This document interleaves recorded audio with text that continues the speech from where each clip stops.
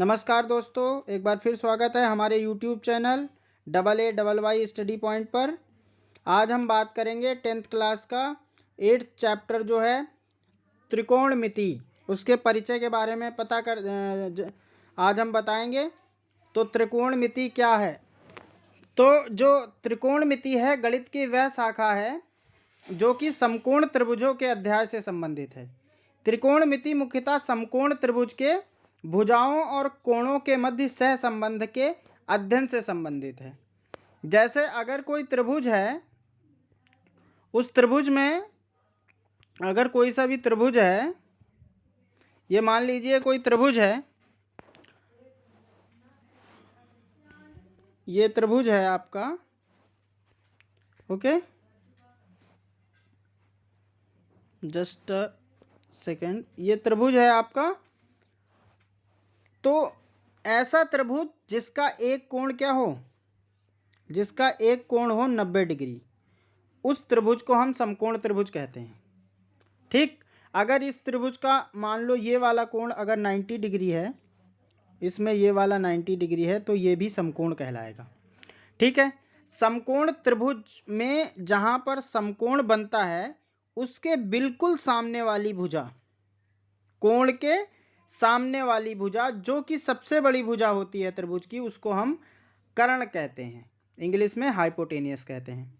ठीक है, और जिस पर त्रिभुज टिका हुआ है उसको हम आधार कहते हैं, बेस कहते हैं। और बेस के साथ जो 90 डिग्री बनाती हुई दूसरी किरण है, दूसरा रेखाखंड है, तो उसको हम क्या कहते हैं?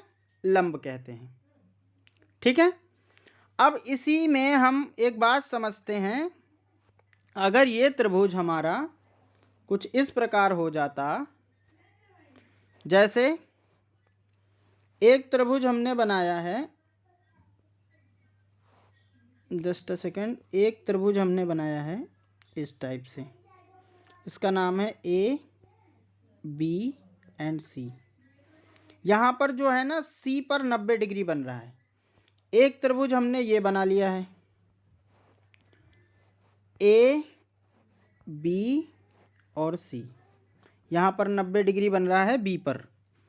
ठीक है, तो अगर हम पूछते हैं यहाँ पर क्या, ये क्या चीज़ है? कर्ण, ये कर्ण है इसमें AB, इस वाले में जो कर्ण है वो कौन है? AC। ये BC इसमें क्या है? आधार है। और इसमें आधार कौन है? AB। इसमें जो लंब है वो क्या है? BC। ठीक है, इसमें जो लंब है वो क्या है? AC। तो ये कंफ्यूज नहीं होना है कि AC हमेशा कर्ण रहेगा, नहीं, ऐसा नहीं है। हम 90 जो जहाँ पे 90 डिग्री का कोण बनता है उसके जस्ट सामने वाली भुजा को देखेंगे, जो कि सबसे बड़ी भुजा होगी समकोण त्रिभुज में, उसको हम कर्ण कहते हैं। ठीक है, अब हम अगर बात करें कि समकोण त्रिभुज में या किसी भी त्रिभुज में क्या क्या चीज़ें होती हैं, तो इसकी 3 तो भुजाएं हैं, इसकी 3 तो भुजाएं हैं, 3 तो भुजाएं हैं। कौन कौन सी? AB, BC और CA, ये 3 तो भुजा हो गई। और इसमें 3 ही कोण हैं, कोण A, कोण B और कोण C, ये 3 कोण हैं। तो कुल मिला के 6 चीज़ें बनी इस त्रिभुज के अंदर। तो यहाँ क्या करना है, हम इसमें पढ़ेंगे त्रिकोणमिति अनुपात क्या होता है।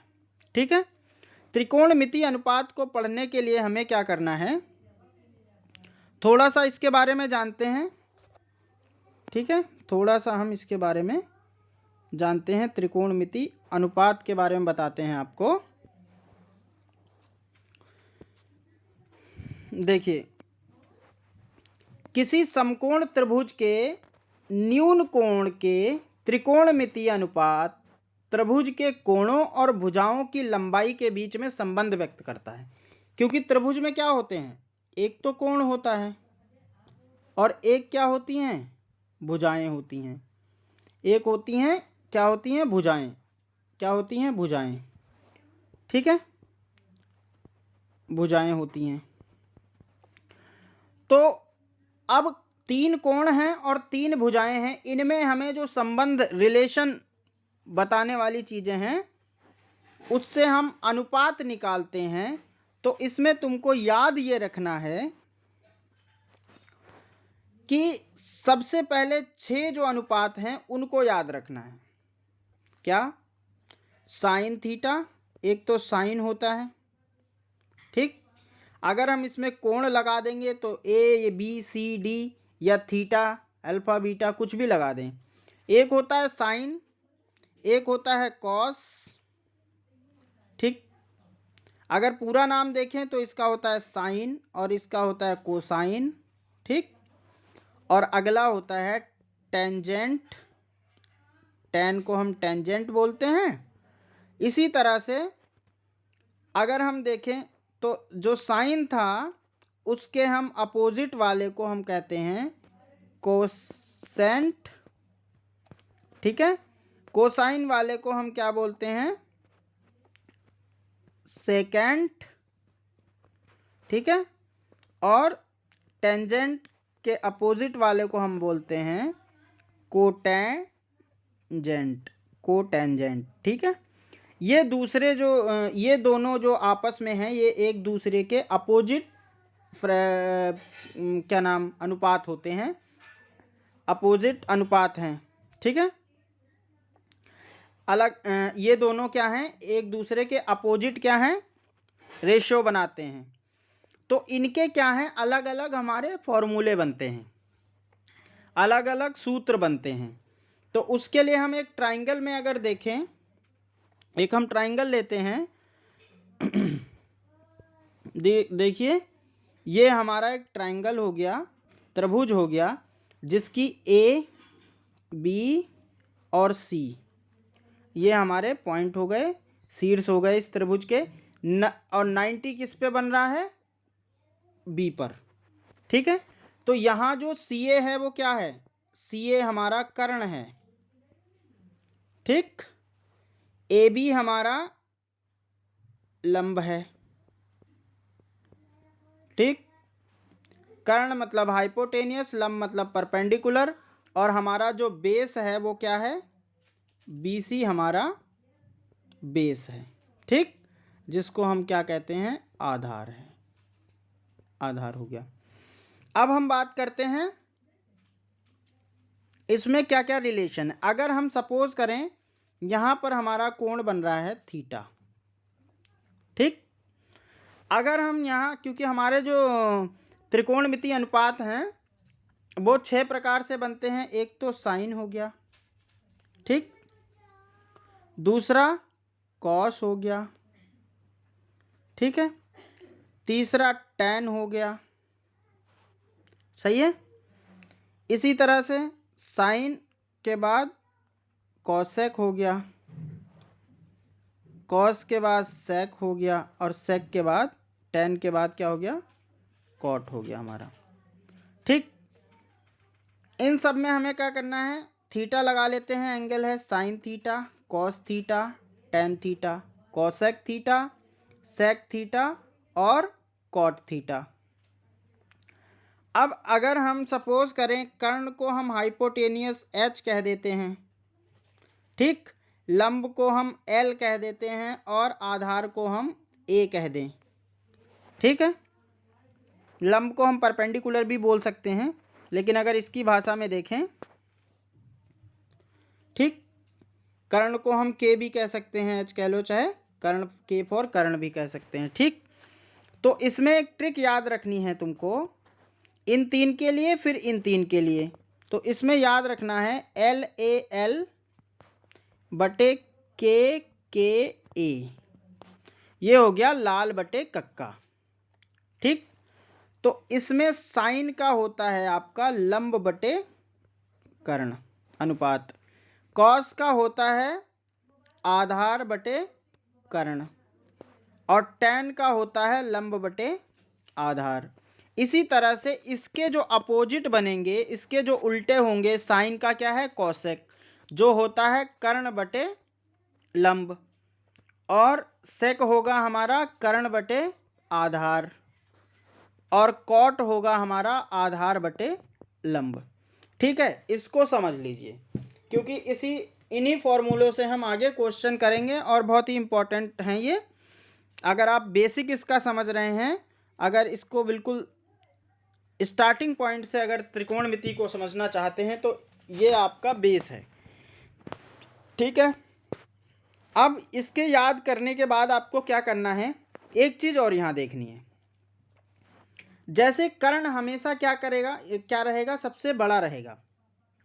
ठीक है, ये दोनों कोई भी छोटा हो सकता है लंब, और हो सकता है आधार बड़ा हो सकता है लंब बड़ा हो, इसमें कोई कंफ्यूजन नहीं होना चाहिए। ठीक, तो अगर कर्ण हमेशा बड़ा होता है तो साइन थीटा की जो वैल्यू आएगी, जो मान आएगा साइन थीटा का, वो हमेशा क्या होगा, 1 से कम होगा। हमेशा क्या होगा, 1 से कम होगा। ठीक है, ये कम का साइन हो गया। ठीक, ये 1 से हमेशा क्या होगा, कम होगा। कॉस थीटा भी हमेशा क्या रहेगा, 1 से कम रहेगा। किसी भी कोण पर इसका मान भी 1 से कम ही रहेगा। किसका, कॉस का। ठीक है, टेन थीटा में अगर हम टेन का किसी कोण पर मान निकाल रहे हैं तो वो 1 से छोटा भी हो सकता है और 1 से ज़्यादा भी हो सकता है। इसी प्रकार अगर कौशिक की बात करें तो ये हमेशा बड़ा होगा किससे, 1 से, इसका जो मान आएगा, और जो सेक है वो भी हमेशा 1 से बड़ा होगा। कॉट बड़ा हो भी सकता है 1 से और छोटा भी हो सकता है। तो इन बातों को ध्यान देते हुए, क्योंकि ये बहुविकल्पीय प्रश्न में आपसे या सही गलत के रूप में आपसे पूछा जा सकता है। ठीक है, अब हम आगे देखते हैं। अब हम देखते हैं, देखो जैसे यहाँ पर आपका बना हुआ है, एक त्रिभुज बना हुआ है। ठीक, उसमें ए बी आधार है, बी सी लंब है और सी ए क्या है, कर्ण है। ठीक, ये त्रिभुज बना हुआ है आपका, यहाँ पर आपका 90 डिग्री है, ये लंब है, ये आधार है और ये कर्ण है। ठीक, हमने आपको सारी चीज़ बता दी है। क्या कि अगर हम यहाँ पर ए मानते हैं और साइन ए निकालना चाहते हैं तो साइन ए अभी बताया था, तुमको याद रखना है, लाल बटे के ए मतलब कक्का। ठीक, तो एल अपॉन के का मतलब है लंब बटे कर्ण। तो यहाँ पर अगर ये ए है, ये बी है और ये सी है, तो लंब बटे कर्ण अगर हम लिखना चाहें तो लंब बटे कर्ण। तो लंब क्या है हमारा, BC। लंब कौन है, BC, और कर्ण कौन है, AC। ठीक है, अगर तुम्हें यहाँ पर कोण का मान पता होता और एक भुजा पता होती तो हम दूसरी भुजा निकाल सकते थे। अगर तुम्हें भुजाएं पता होती तो हम कोण भी ज्ञात कर सकते थे। इस प्रकार हमें अगर 2 चीज़ें पता होंगी तो हम तीसरी चीज़ इसमें निकाल पाएंगे। इसी प्रकार अगर कॉस ए की बात करें तो आधार बटे कर्ण होगा, टेन ए लंब बटे आधार होगा, कॉट ए आधार बटे लंब होगा, सेक ए कर्ण बटे आधार होगा, और कौशिक ए जो है वो कर्ण बटे लंब होगा। अगर हम इनके व्युत्क्रम की बात करें, उल्टे की बात करें, ठीक है, तो व्युत्क्रम का मतलब ये है आपका, अगर आप, मैंने अभी तुम्हें बताया था कि अगर साइन थीटा है तो इसका जो व्युत्क्रम होगा वो कौशिक होगा, तो 1 अपॉन कौशिक थीटा इसका क्या होगा, व्युत्क्रम उल्टा होगा। अगर हम कॉस की बात करें, कॉस थीटा की, तो वो 1 अपॉन सेक थीटा के इक्वल होगा। ठीक, इसी का उल्टा अगर हम कॉस सेक थीटा लिख रहे हैं तो इसका उल्टा 1 अपॉन साइन होगा, और सेक का उल्टा लिख रहे हैं तो ये हमारा 1 अपॉन कॉस होगा।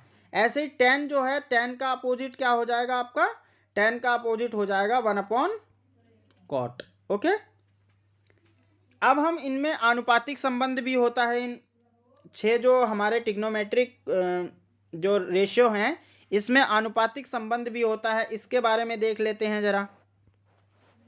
ठीक है, इसके बारे में जरा सा देख लेते हैं, जो आनुपातिक संबंध है उसके बारे में हम देख लेते हैं। तो देखो, जैसे हमने कहा tan थीटा होता है हमारा, है ना, tan थीटा, तो tan थीटा जो अनुपात होता है वो किसका होता है, साइन थीटा अपॉन में कॉस थीटा। ठीक, इसी तरह अगर हम कॉट थीटा की बात करेंगे तो हमारा होगा कॉस थीटा अपॉन में साइन थीटा। ठीक, ये दोनों क्या हैं, हमारे आनुपातिक रिलेशन है। अब यहाँ पर हम बात कर लेते हैं त्रिकोणमिति सर्वसमीकाएं कौन सी होती हैं।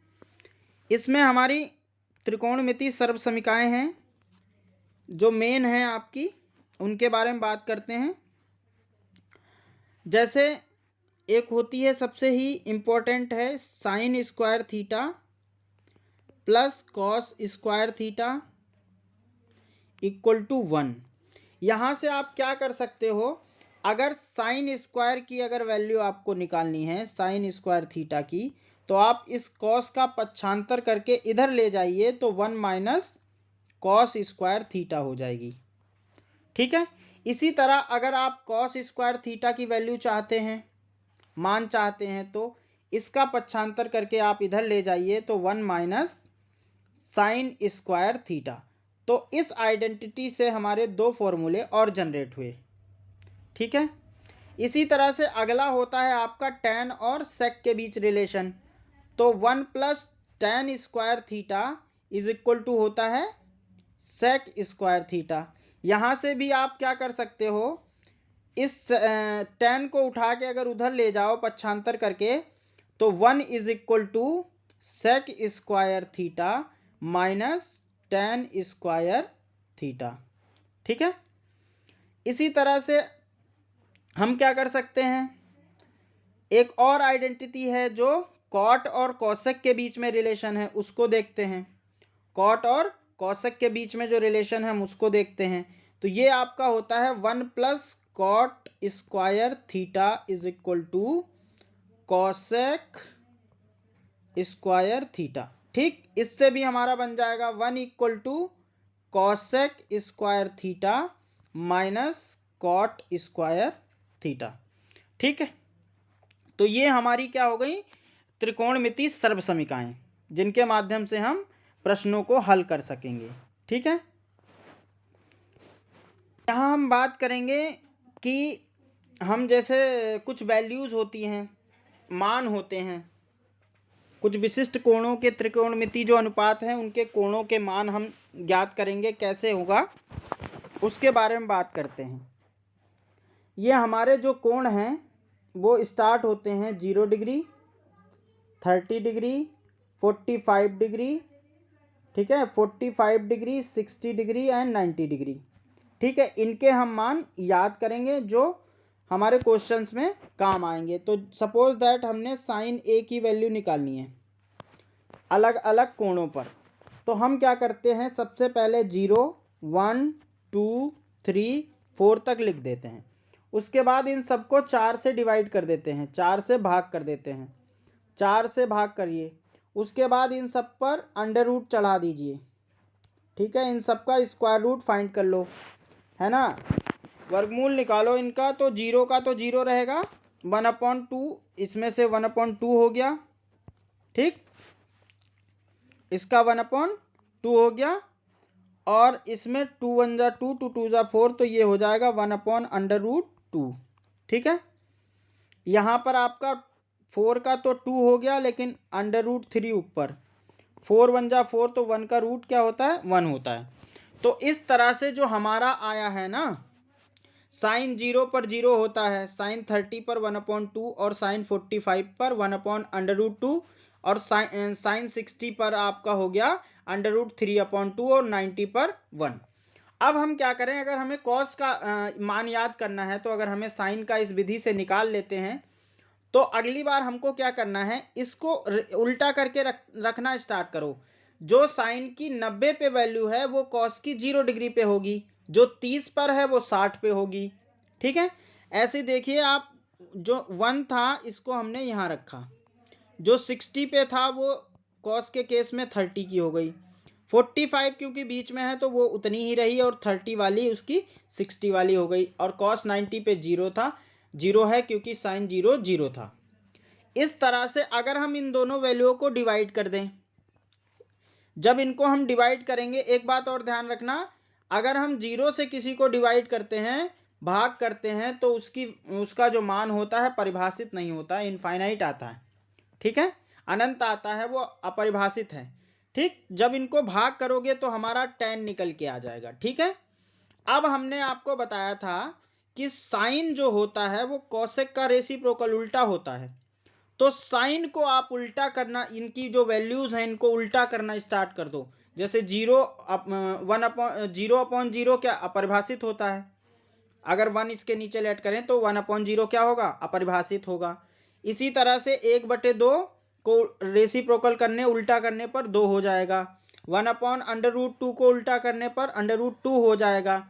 इसी तरह से इसका, ठीक है, और इसी तरह से 1 का। अब सिमिलरली हम क्या करेंगे, कॉस किसका उल्टा होता है, सेक का, तो सेक में भी इसको हम उल्टा लिख लेंगे। और टैन के केस में कॉट, तो कॉट भी उल्टा होता है टैन का, इसलिए हम इसको उल्टा लिख लेंगे। तो हम आशा करते हैं ये आपको इसके मान याद करने में कोई परेशानी नहीं होगी। बस आपको क्या करना है, साइन का मान जैसे वैल्यू है उसको निकालने की ट्रिक सीख लीजिए। ठीक है, अब हम आगे चलते हैं,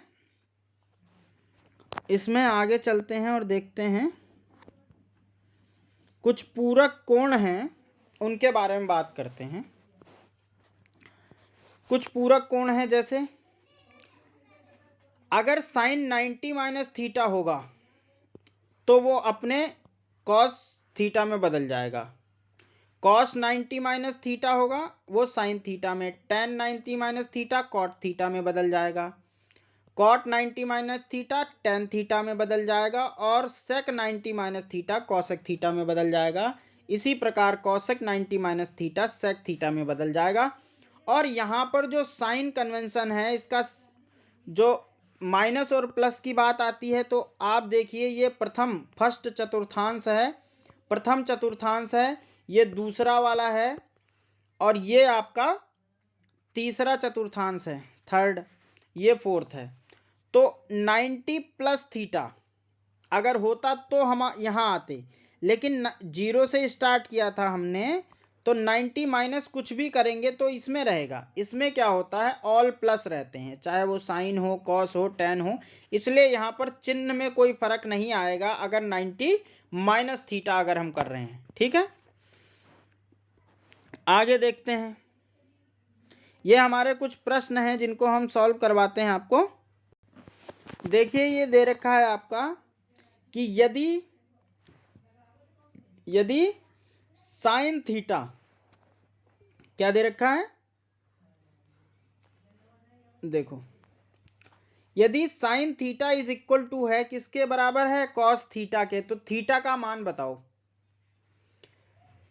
तो अगर हम अभी बताएं आपको कि साइन थीटा बराबर,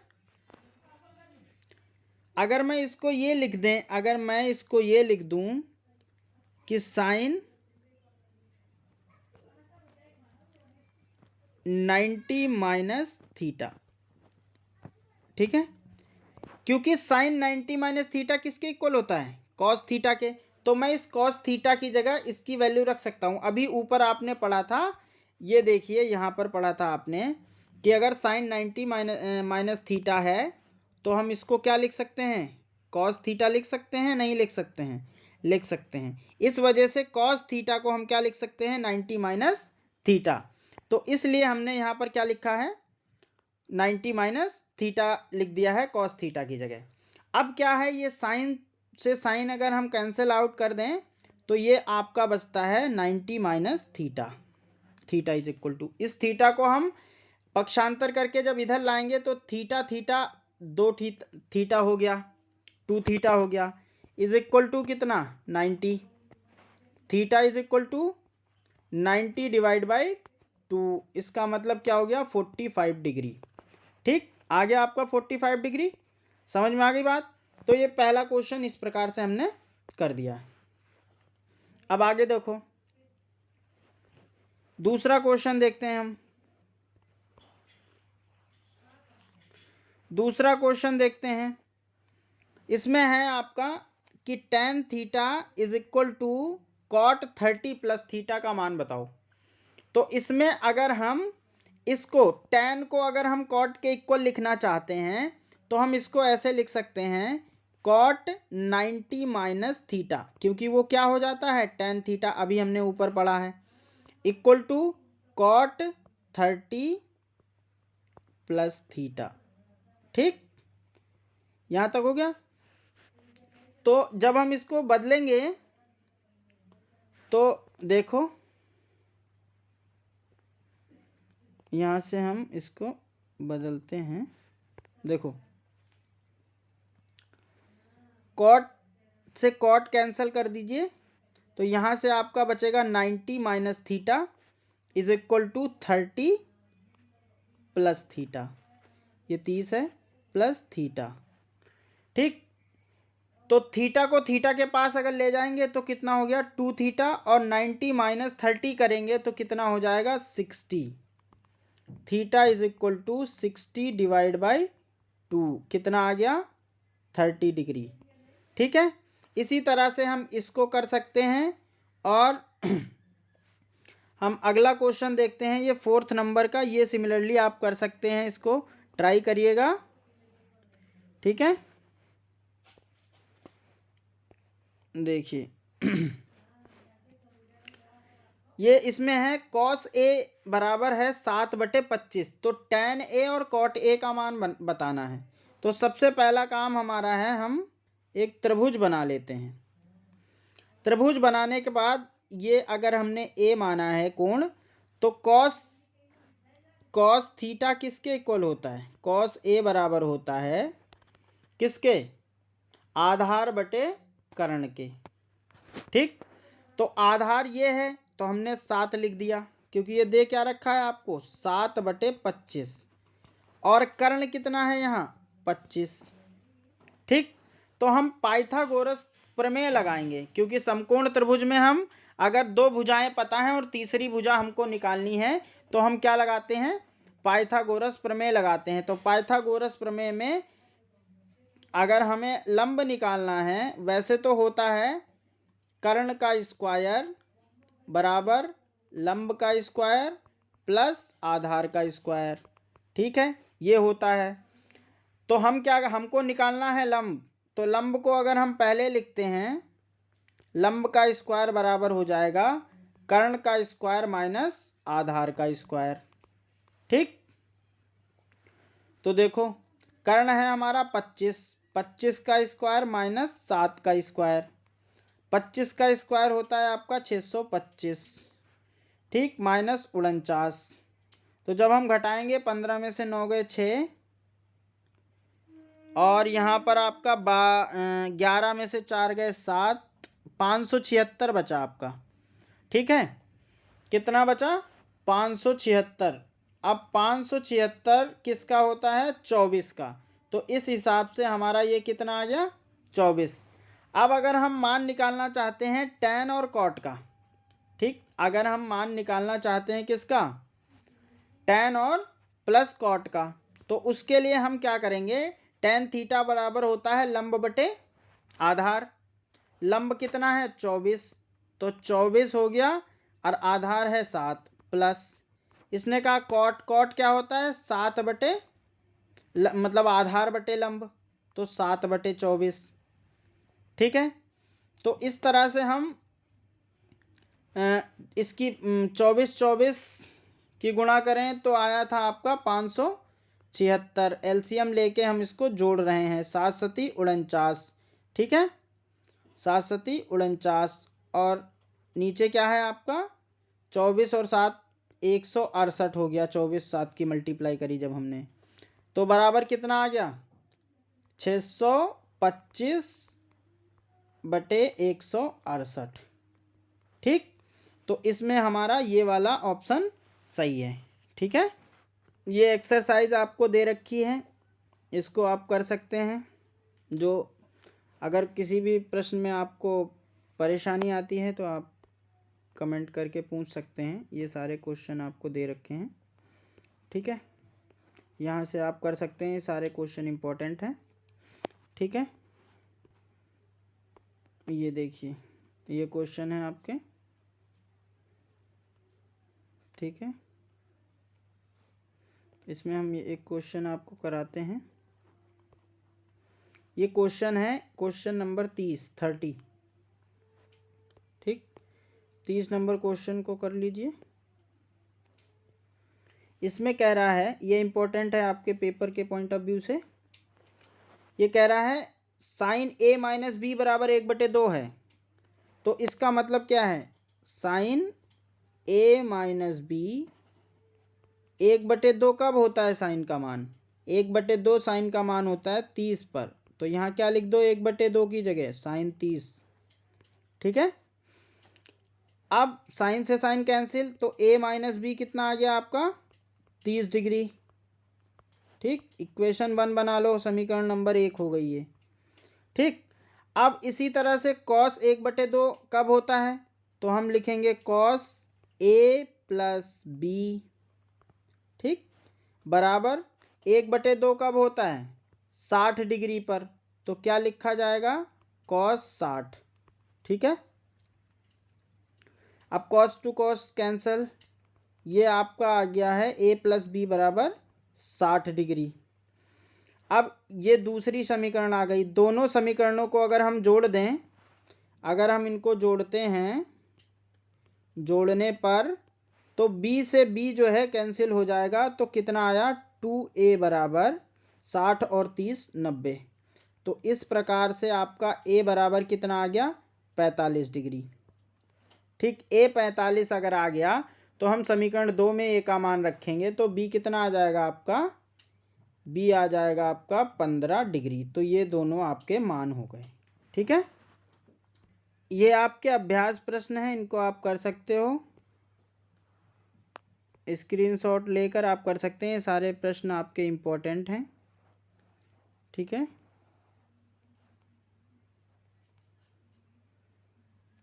धन्यवाद। इस वीडियो में इतना ही।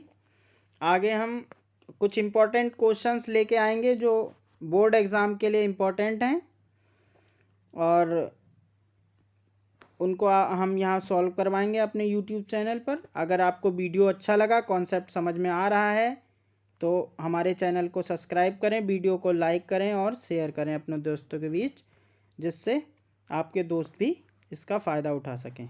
धन्यवाद।